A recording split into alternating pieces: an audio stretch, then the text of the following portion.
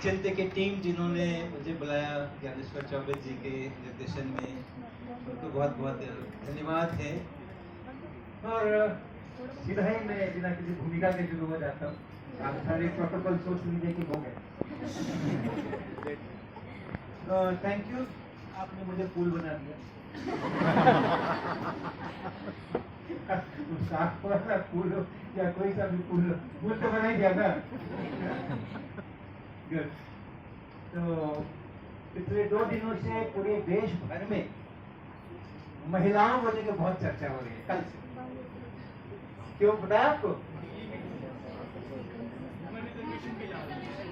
हाँ, संसद में घुस रहा है, और जो संसद में घुसता है जो पूरे देश में घुसता है, तो स्वाभाविक रूप से तो मुझे ऐसा लग रहा है कि जिस कदर वो आप महिलाओं को आगे लेकर के जा रहे हैं, कुछ समय के बाद फिर से एक बार संसद में 33% रिजर्वेशन का मामला आएगा और वो पुरुषों के लिए रिजर्वेशन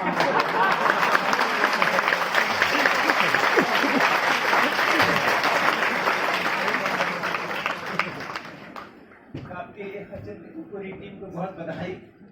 आपने बहुत ही जबरदस्त काम किया और भाषाओं में उसको लाना, पॉडकास्ट करना और सारा काम बिल्कुल ऑर्गेनाइज वे में, कहीं कोई त्रुटि नहीं। बहुत बहुत धन्यवाद। आप सब जो हमारे इतने सारे छात्र यहाँ पर, यहाँ बैठने की जगह नहीं है, जो नहीं बैठ पा रहे हैं उनसे मैं यहाँ के इसको भी ऑफर कर सकता हूँ, ये जो जगह इतनी खाली पड़ी है, कुछ लोग आकर यहाँ भी बैठ सकते हैं, क्योंकि मेरे लिए तो इतनी सी जगह काफी है। तो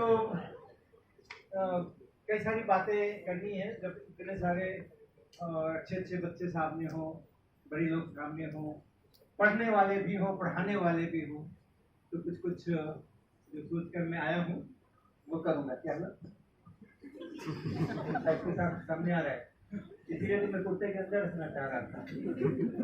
तकनीकी कारणों से इन्होंने आगे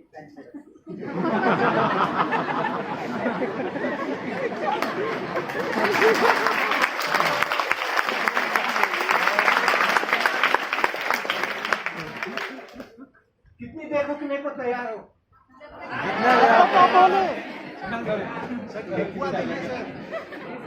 थोड़ी सी अपनी कहानी है, और अपनी कहानी की शुरुआत तो थिएटर से हो ही चुकी है स्क्रीन पे, लेकिन और भी कई सारी कहानियां हैं जो मैं कहूँगा, और हर कहानी के पीछे कोई ना कोई संदेश होगा, इसीलिए कहानियां कह रहा हूँ। ओके, तो सबसे पहला मेरा जो डायलॉग है वो है, you can choose not to study science but you can not choose to live without science.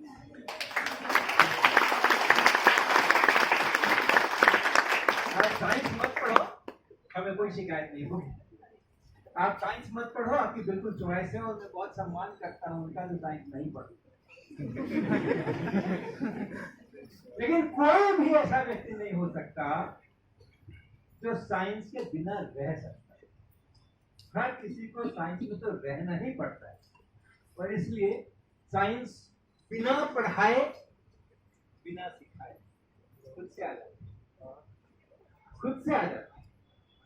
अब कोई जाते हैं, अब काफी गर्मी आ रही है ना, आज काफी गर्म था बाहर। तो अगर धूप आ रही होती है, सूरज सामने होता है, आंखों पे चौंध आती है, तो हम लोग क्या करते हैं? हाथ ऐसे कर लेते हैं ना, जिसमें क्यों ना आए। उसके लिए किसी के पढ़ाने की जरूरत नहीं होती। वो पढ़ा लिखा हो, बिना पढ़ा लिखा हो, अर्थ साइंस पढ़ा हुआ हो या बायो साइंस पढ़ा हुआ हो, या हिस्ट्री, ज्योग्राफी या आर्कियोलॉजी का व्यक्ति हो, छोटा बच्चा भी होता है, उसको भी मालूम होता है कि हाथ ऐसे कर देंगे तो वो चौंध रुक जाएगी, धूप जो आ रही है आंख के ऊपर वो रुक जाएगी। यानी प्रकाश सीधी रेखा में क्या करता है? गमन करता है, चलता नहीं, गमन करता है। हमारी किताबों में अक्सर लिखा मिलता है, सीधी रेखा में गमन करता है। रिक्शा सड़क के ऊपर गमन कभी नहीं करता है, रिक्शा सड़क के ऊपर चलता है, हम लोग सड़क के ऊपर चलते हैं, लेकिन प्रकाश सीधी रेखा में गमन करता है, और ये बिना पढ़ाई में सबको मालूम, ऐसा हाथ कर देंगे तो प्रकाश का आना यहाँ हाथ पे दिख जाएगा। तो साइंस के बिना आप रह तो सकते ही नहीं हो। अब जब आपको कुछ सिखा पढ़ा करके खुद ही सिखा रहा है, बिना शिक्षक के, बिना कैरिकुलम के, बिना परीक्षा के, तो आपकी मर्जी है। आप और पढ़ना चाहते हो साइंस तो पढ़ो, और नहीं पढ़ना चाहते तो मत पढ़ो। अब training the mind with higher spirit, preparing for the changing world, and tips for my journey. जो अभी का युग है ना, किस चीज का युग बोला जा रहा है? AI का युग बोला जा रहा है। AI के युग के बाद जो बहुत सारी परिस्थितियां बदलने वाली हैं, बदलने वाले तो हैं, कैसे बदलेगी ये कुछ पता नहीं है, लेकिन बदलने वाली तो है, और कुछ बहुत ही नई नई चीजें होने वाली है। नए नए ढंग से रहना होगा, नए नए ढंग से काम करना होगा।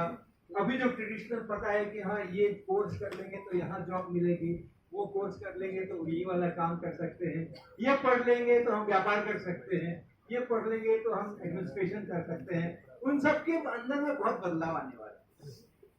तो इसलिए ये बहुत जरूरी है। अभी तो हमारे पास बहुत सारे लोग यहाँ बैठे हैं, अधिकांश हमारे स्कूल के स्टूडेंट्स हैं यहाँ पे, उनके लिए बहुत जरूरी है कि वो अपने दिमाग को प्रॉपर, अपने ब्रेन को प्रॉपर ट्रेनिंग देके मजबूत करें, ताकि इस बदलती परिस्थिति के अंदर में और अपने नए रास्ते खुद से बनाने पड़ सकते हैं। हाँ? क्योंकि हम लोग, हमारी पीढ़ी, हम लोग बड़े लोग इससे गुजरे नहीं हैं, तो हम आपको उसमें बहुत मदद भी नहीं कर सकेंगे। आपको अपने ही ब्रेन से ज्यादा काम करना पड़ेगा, इसलिए ब्रेन की ट्रेनिंग खूब अच्छी होनी चाहिए, ये बहुत जरूरी है। ओके, थोड़ा मेरे जीवन से कुछ कुछ बातें इसमें से निकल करके आएगी। इसको मैंने ये भी टाइटल दिया है, stories of uncommon disease, UCD, uncommon decision. क्योंकि कॉमन डिसीजन तो सभी लोग लेते हैं। 12वीं पास हो गए, साइंस बैकग्राउंड से 12वीं पास किए, मैथमेटिक्स लेकर के किए, तो क्या करना चाहिए? जेई करना चाहिए, ये कॉमन डिसीजन। जेई करना चाहिए, बीएससी करना चाहिए, ये अनकॉमन डिसीजन। अगर बायोलॉजी के बैकग्राउंड से क्या, तो क्या करना चाहिए? नीट करना चाहिए, और बीएससी करना वो अनकॉमन हो जाएगा। तो ऐसे कॉमन डिसीजन और अनकॉमन डिसीजन जो है, देखो पहला मेरा यूसीडी है कि 10 साल की उम्र तक मैं स्कूल नहीं गया। ये मेरा निर्णय नहीं था, मेरे परिवार का निर्णय था, लेकिन बहुत बढ़िया, बहुत ही बढ़िया निर्णय था वो कि 10 साल तक मैं स्कूल नहीं गया। और स्कूल नहीं गया का मतलब ये नहीं सोचना कि घर पे कोई पढ़ाने के लिए आता था, पढ़ना ही नहीं है। 10 साल तक पढ़ना ही नहीं है, 10 साल तक खाली प्रकृति को देखना है। और घर में पिताजी, भैया, ये लोग जो पढ़े लिखे लोग हैं, वो लोग कुछ रास्ते चलते, सब्जी लेने के लिए झोला लेकर के जा रहे सब्जी मार्केट, तो रास्ते में कुछ बता दिया, कुछ कह दिया, कुछ कहानियां सुना दी, कुछ शब्दों के अर्थ सिखा दिए, वैसा हो गया। बैठ करके पढ़ना 2 घंटे, वो तो 10 साल की उम्र तक हुआ ही। और ये जो यूसीडी है ना, इस यूसीडी ने मेरी बहुत सहायता की, मेरी बहुत सहायता करी। इसलिए मेरे अच्छा ये कहानी सुना देते हैं। पहला जो मैं 10 साल की उम्र में स्कूल गया, उस स्कूल का नाम था ये नवीन गणेश पाठशाला, पटना में, हिंदी मीडियम। और वहां पे मेरा एडमिशन हो गया 6वीं क्लास।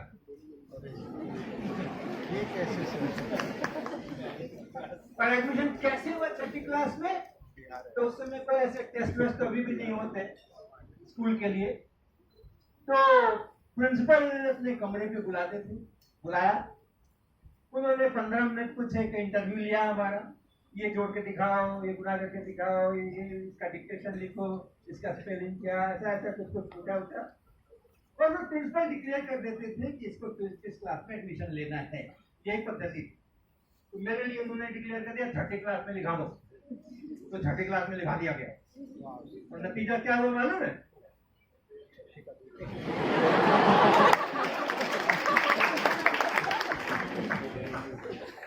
हमें तो पता ही नहीं चला कि हम कहाँ आ गए, किस चिड़िया खाने में घुटा दिया। 10 साल तक जिसने पूरे चलते कूदते नाचते गाते जिंदगी बिताई हो, उसको कहना कि ये है तुम्हारा क्लासरूम, पहचान, इसी में रोज रोज आके बैठना, दूसरे कमरे में नहीं जाना, बड़े बार घुस गए तो फिर निकलना नहीं है, तो दूसरी घंटी पर जाएगी, हमें तो बैठे ही रहना पड़ेगा, टीचर बदल जाए। तो हमें समझ ही नहीं है कि यही क्या है, क्यों है यहाँ पर। तो सभी सब्जेक्ट में लाइफ फेल हो गए।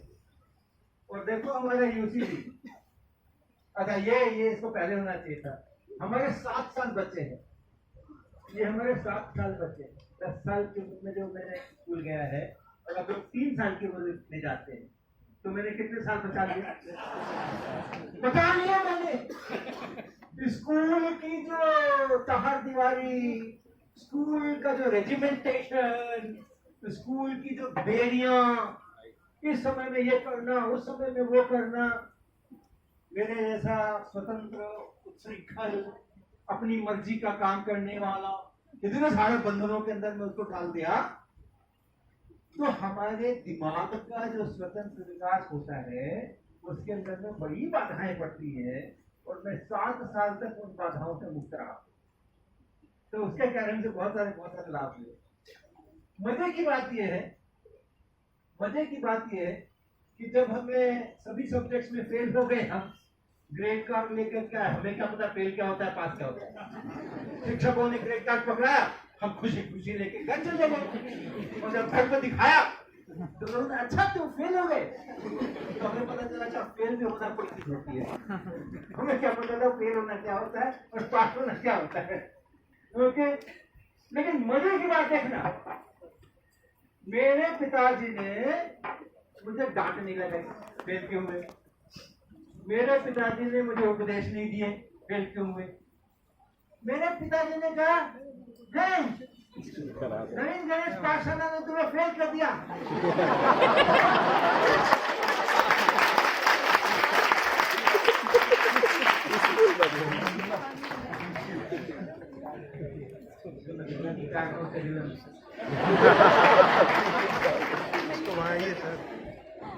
कैसा स्कूल है तुम्हें फेल कर देता है, दूसरे स्कूल में पढ़ाएंगे। और हम पहुंच गए नवीन गणेश पाठशाला से आदर्श विद्यालय। फिर से थोड़ी पता कि फेल हो गया, वहां तो नए गए, इसका स्कूल में नाम लिखाना है। प्रिंसिपल साहब ने कहा चैम्बर में भेज दो, चैम्बर में बुला लिए गए, फिर से इंटरव्यू हुआ, फिर से सवाल पूछे गए, फिर से मैंने जवाब दिए। प्रिंसिपल साहब ने कहा इसका 7वीं में एडमिशन ले लो। यानी ग्रेड कार्ड के ऊपर हर एक सब्जेक्ट के मार्क्स के नीचे डेडलाइन लगी हुई, लेकिन उस एक वर्ष में मेरी तैयारी 6ठी के अनुसार जो होती थी पहले, एक साल में वो 7वीं की लाइफ में बन गया। ग्रेड कार्ड पर क्या लिखा है और मैंने क्या सीखा है, इसका कोरिलेशन बहुत वीक है। हमारा समाज आज इसी को मापदंड मान के चलता है।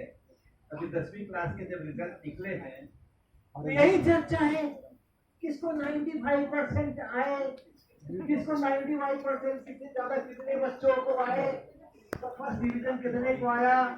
ये नंबरों की चर्चा है केवल और केवल। जिसको बहुत सारे नंबर आ गए वो खूब सारा मेडल और सब बधाइयाँ चल रही होंगे, चल रहा होगा, खूब खुश हो रहे होंगे। और जिनको कम नंबर आए होंगे वो दुखी हो रहे होंगे, तो उनको बताया हुआ है कि फेल करने का मतलब क्या होता है।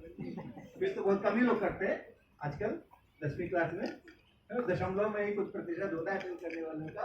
लेकिन हाँ, कम नंबर आए ज्यादा नंबर आए का जो है वो सबको मालूम हो गया, हमें तो पता था ये वो।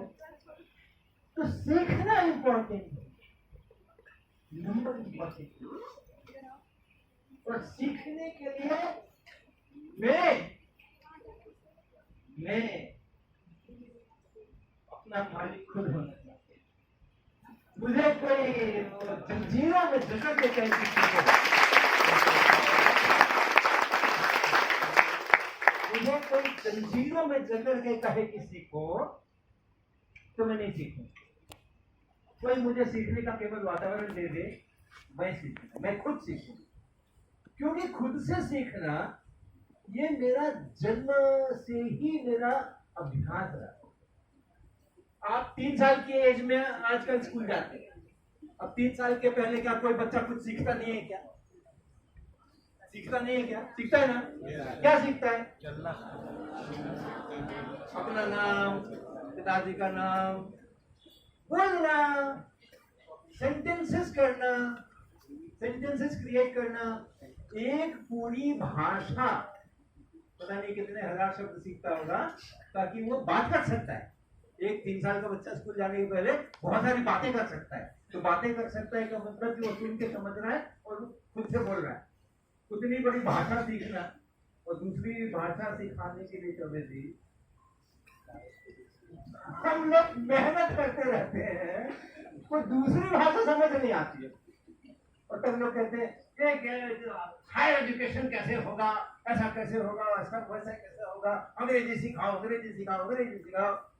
तो दूसरी भाषा सिखाने में कितनी परेशानी है और वो महारत फिर भी नहीं मिलती है जो पहली भाषा सीखने में मिलती है। और पहली भाषा के समय किसी ने कुछ नहीं सिखाया, किसी ने कुछ नहीं सिखाया। केवल लोग आपस में बातें करते थे, मुझसे भी बातें कर रहे थे, आपस में बातें कर रहे थे, मैंने सुना और मैंने सीखा। कोई कोर्स स्ट्रक्चर था क्या कि पहले सेमेस्टर के अंदर में कितने शब्द सीख लेना? जन्म के बाद पहला जो 6 महीना है, पहला सेमेस्टर, उसमें इतने हमको शब्द आने चाहिए, व्याकरण इतनी आ जानी चाहिए। ऐसा नहीं कि वाकई में इसको इधर कर दिया और अर्थ का अनर्थ हो गया। ये सब ग्रामर पढ़ने के लिए पहला सेमेस्टर। दूसरे सेमेस्टर के अंदर में इतने फूलों के नाम पता होने चाहिए, इतने फलों के नाम पता होने चाहिए। परीक्षा में आता है ना, right the names of 5 fruits and 5 animals. कोई सिलेबस नहीं है, कोई करिकुलम नहीं है, कोई टेस्ट नहीं है, और कोई ऐसा नहीं है कि इतने नहीं सीखा सेमेस्टर रिपीट कर फिर से वही सीखो। वो है मेरे जीवन में हमारे सीखने की वो स्वाभाविक क्षमता जो है हमारी, वो है। तो हमने अपने 7 साल बचा लिए भाई। तो हम आदर्श विद्यालय में मेरा एडमिशन हो गया। सभी सब्जेक्ट में तो फेल नहीं हुए, लेकिन फिर भी काफी सब्जेक्ट में फेल हो गए। तो मेरे पिताजी ने बोला जूनियर स्कूल में चलते हैं। तो कहा ले गए मुझे, जरूरत ही नहीं लगी। फिर से दोबारा वही कहानी चली। प्रिंसिपल साहब कल्याण कुमार पुतार जी के चैम्बर में बुलाए गए, प्रश्न उन्होंने पूछे, मुझे जो आते थे मैंने जवाब दिए। उन्होंने कहा इसका क्लास 8 में एडमिशन ले लो। तो मेरे पिताजी ने कहा एडमिशन तो 8 में ले लेंगे और ये पढ़ भी लेगा, क्योंकि तो 7वें में वैसे ही गया है, ये 7वें से 8वें में भी चला जाएगा तो इसको कोई प्रॉब्लम होने वाली नहीं है। लेकिन कुछ नंबर भी तो आने चाहिए ना, ये कितनी बार फेल करेगा। तो उनको कहा कि ऐसा करो आप इसका 7वें में ही एडमिशन ले। तो प्रिंसिपल साहब ने कहा क्यों? तो उन्होंने कहानी नहीं बताई क्यों। उन्होंने कहा नहीं ये बच्चा ना पढ़ने में मन नहीं लगाता है, तो थोड़ा नीचे के क्लास में रहेगा तो अच्छा करेगा। तो उन्होंने मेरा 7वीं क्लास में एडमिशन लगा दिया। तो क्या हुआ, हम फिर वैसे ही फेल। हमारे स्कूल में बड़ा अच्छा नियम था, अगर एनुअल एग्जामिनेशन में आप 3 या उससे कम विषयों में फेल होंगे तो आपको क्लास डिग्री नहीं कहा जाएगा, अगले क्लास में प्रमोशन कर दिया जाएगा। और छमाही में तो खुला मैदान है, 10 सब्जेक्ट में फेल हो जाओ कोई दिक्कत नहीं है, कोई दिक्कत नहीं है। और छमाही वाले नंबर सालाना में जोड़ते नहीं थे, सालाना का स्वतंत्र अपना अस्तित्व था। तो स्कूल के इस नियम का फायदा मैंने भरपूर उठाया।